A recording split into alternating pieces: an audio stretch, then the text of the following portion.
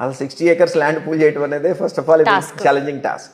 అది అయిపోయినప్పుడు నా బ్రాండ్ నేను క్రియేట్ చేసుకోవాలి అని అంటే కనుక నేను ఎగ్జిక్యూషన్లో అదంతా కంప్లీట్ చేసి చూపించాలి. ఆ టాస్క్ మీద కూర్చున్నప్పుడు ఏమవుతుందంటే నాది కొంచెం చెప్పాను కదా, నేను ఎన్ఆర్ఐని అండ్ కొద్దిగా వరల్డ్ చూసి వచ్చినాను కాబట్టి మిగిలిన వాళ్ళలాగా నేను వర్క్స్లో కాంప్రమైజ్ కాలేదు. నాకు ప్రాపర్గా ఇంజనీర్ డెవలప్మెంట్ ఉండాలి.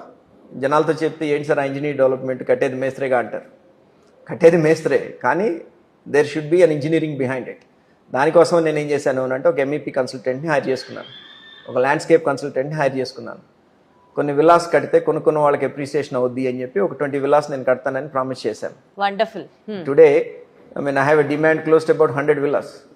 100 villas మీరు ఈ విధంగా కడితేనంటే కనుక చాలామంది ఇప్పుడు phase 2లో చాలామంది రెడీగా ఉన్నారు విల్లాస్ కొనుక్కోవడానికి. అదొకటి. Next structural engineer. ఈ నలుగురితో ఒక టీం ఫామ్ చేసుకున్నాను నేను. ఆ టీం ఏం చేస్తుంది అని అంటే కనుక నాకు ఇంజనీరింగ్ డ్రాయింగ్స్ అని ఇస్తారు. వర్షం పడింది, నీళ్ళు ఎక్కడికి పోవాలా, డ్రైనేజ్లో ఎట్లా ఉండాలా, అందరూ చేస్తారు. కానీ I wanted to go next mile to make sure నా బ్రాండ్ అనేది ప్రాజెక్ట్తో ఎస్టాబ్లిష్ అయిపోవాలి. Beat the immunities, beat the development. MEP designs కానివ్వండి, తర్వాత ల్యాండ్స్కేప్ డిజైన్స్ కానివ్వండి.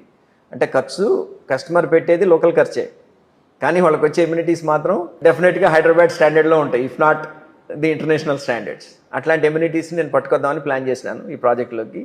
అదే నాకు సేల్స్ పిచ్ అయింది.